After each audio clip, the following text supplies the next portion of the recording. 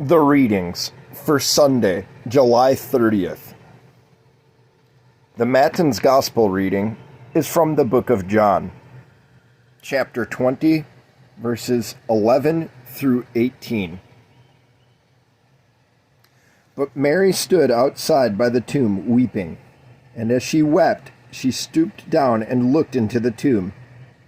And she saw two angels in white sitting, one at the head and the other at the feet, where the body of Jesus had lain.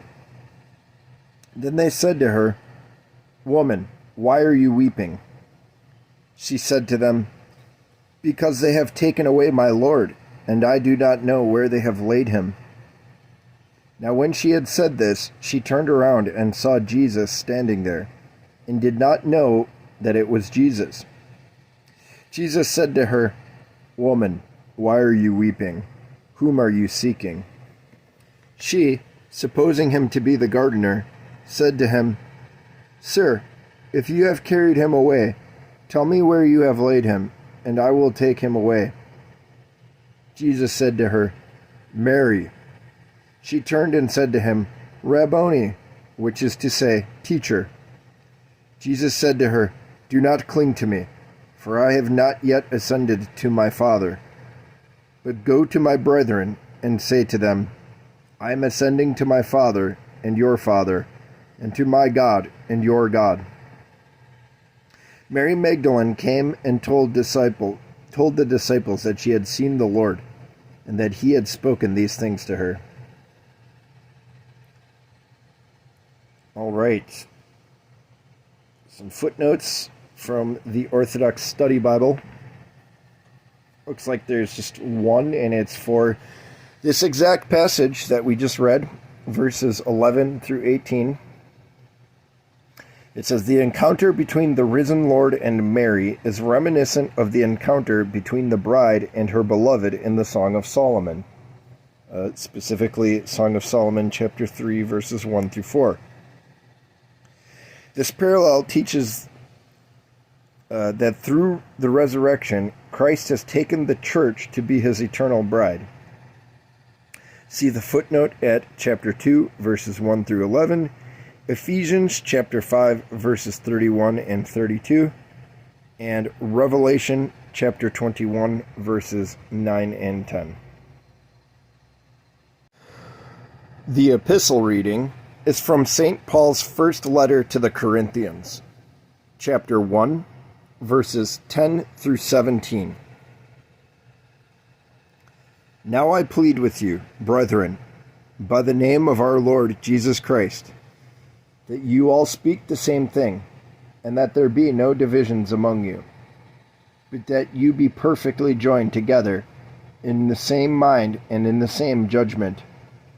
For it has been declared to me concerning you, my brethren, by those of Chloe's household, that there are contentions among you. Now I say this, that each of you says, I am of Paul, or I am of Apollos, or I am of Cephas, or I am of Christ. Is Christ divided? Was Paul crucified for you? Or were you baptized in the name of Paul? I thank God that I baptized none of you except Crispus and Gaius, lest anyone should say that I had baptized in my own name. Yes, I also baptized the household of Stephanas. Besides, I do not know whether I baptized any other. For Christ did not send me to baptize, but to preach the gospel, not with wisdom of words, lest the cross of Christ should be made of no effect." All right. Some footnotes from the Orthodox Study Bible. So for verse 10, here for the first time, Paul rebukes the Corinthians, pleading with them in the name of the Lord to put away divisions and maintain unity in the church. And for verse 11, Chloe was a prominent woman who hosted the Corinthian church in her home and who faithfully reported these contentions to Paul. For verse 12, Apollos was a learned Jew from Alexandria, Egypt, quote, mighty in the scriptures, end quote, as noted in Acts chapter 18, verse 24. Originally a follower of, quote, the baptism of John, end quote, as noted in Acts chapter 18, verse 25, he was taught more fully about Christ by Priscilla and Aquila at Ephesus, and he later preached at Corinth, where some saw him as a rival to Paul. Tradition tells us Apollos became the first bishop of Crete. See Titus chapter 3, verse 13. Paul makes it plain that he and Apollos are partners in apostolic work, and that Apollos would not approve of factionalism in Corinth, as noted in chapter 3, verses 4 through 6, chapter 4, verse 6, and chapter 16, verse 12. For verse 13, the question, is Christ divided, or is it the church? The answer to all questions in this passage is no. One can leave the church, but not divide it. Factionalism, however, brings great harm to the church, for it seeks to give to the apostle a place only Christ should occupy, as noted in verses 13 through 17. Many looked upon the apostles as teachers of philosophy rather than preachers of the cross, as noted in chapter 1, verse 18 through chapter 2, verse 5.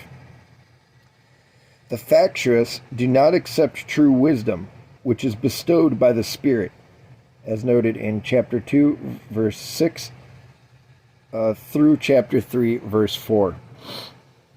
And they misrepresent the apostles as rivals to each other rather than as fellow workers with Christ, as noted in chapter 3, verses 5 through 23. For verse 14, Crispus had been the ruler of the synagogue at Corinth, as noted in Acts chapter 18, verse 8. Converted through the preaching of Paul, then baptized, he was apparently succeeded as ruler by Sosthenes, as noted in Acts chapter 18, verse 17. Gaius was a resident of Corinth with whom Paul was staying when he wrote the epistle to the Romans, as noted in Romans chapter 16, verse 23. The third epistle of John, see 3 John chapter 1, seems to have been directed to this same Gaius.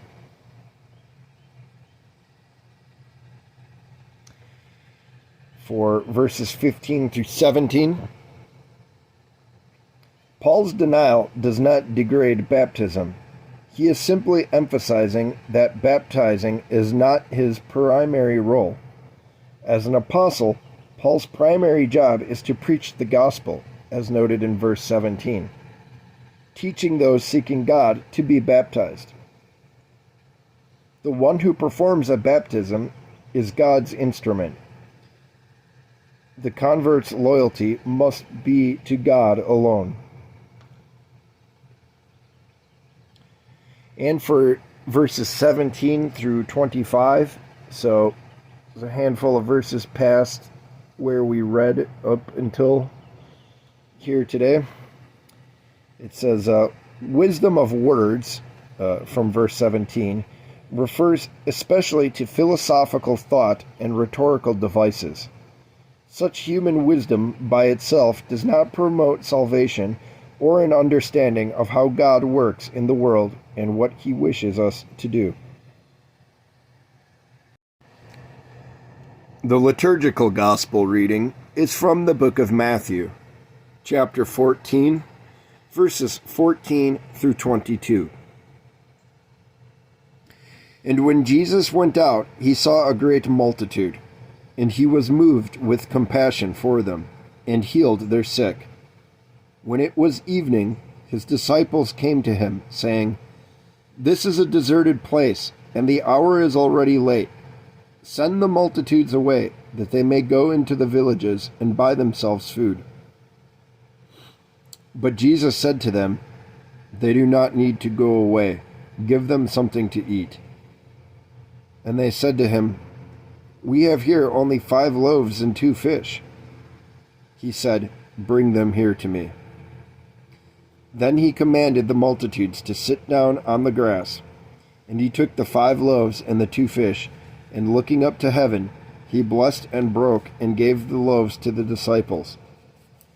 And the disciples gave to the multitudes. So they all ate and were filled, and they took up 12 baskets full of the fragments that remained. Now those who had eaten were about 5,000 men, besides women and children. Immediately Jesus made his disciples get into the boat and go before him to the other side, while he sent the multitudes away. All right, I love this this particular passage. Not knowing a lot about the faith growing up, I just assumed, it's a miracle. Jesus performed a miracle. He multiplied bread and fish. Cool, pretty cool. But it wasn't until coming back to Christianity later in life that I realized, like, all the symbolism going on here. It's fantastic. Not even just the numbers, like, there's 12 baskets full left over is number 12. But like the fact that he makes the disciples do the work. He doesn't take bread and he says, get me bread and fish. He says, feed the multitude. He's instructing the disciples to do this. I find that very, I don't know. The first time I found that out, I found I found it to be very poetic that he is letting his disciples perform the miracle through him. Like it's the human disciples that are putting in the work. And it really is a model of the church. You know, where was it? In verse 19, I want to say, he commanded the multitude to sit on the grass. And he took the 5 loaves, he blessed it,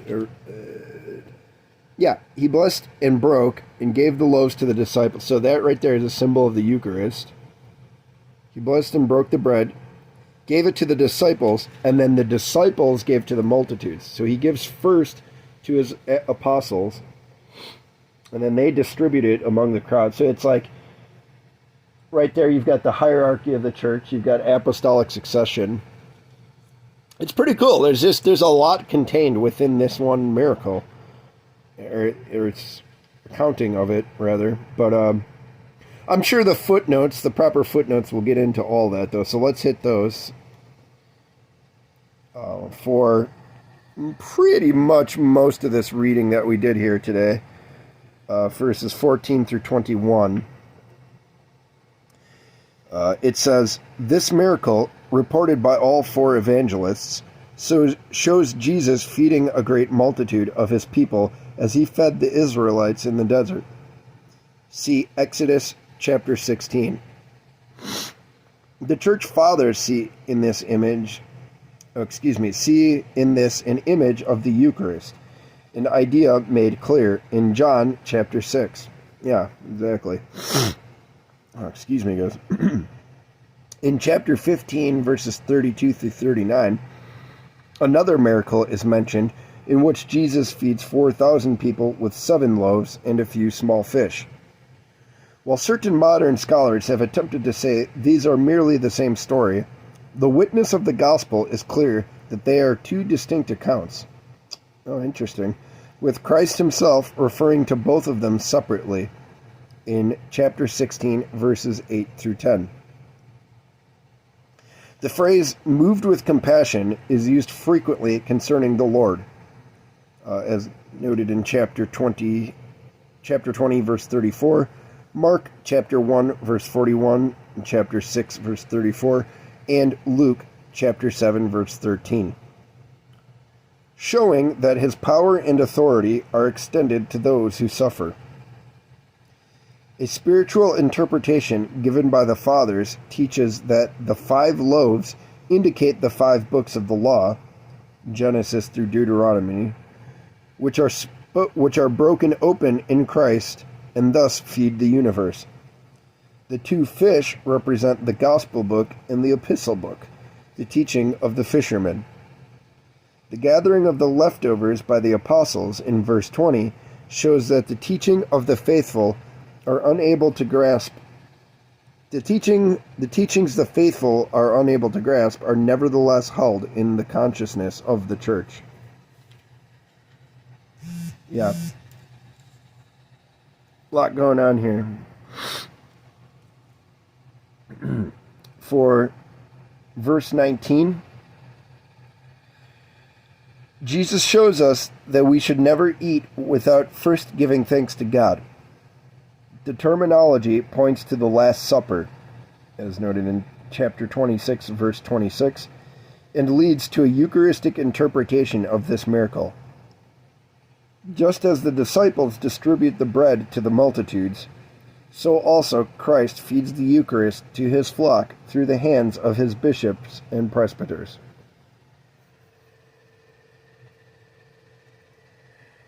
Yep. It's amazing what we can do with God working through us. But that's going to do it for today. Some good readings in here today. Hope you guys have a blessed Sunday. This will be the last Sunday before we start the Dormition fast. FYI. If you are faithful Orthodox and you are on new calendar, Dormition fast starts this Tuesday, so hey, make today worth it. Got to get some barbecue after church or something to that effect. Beyond all that, just enjoy these high days of summer, and please say a prayer for me, a sinner. Thank you.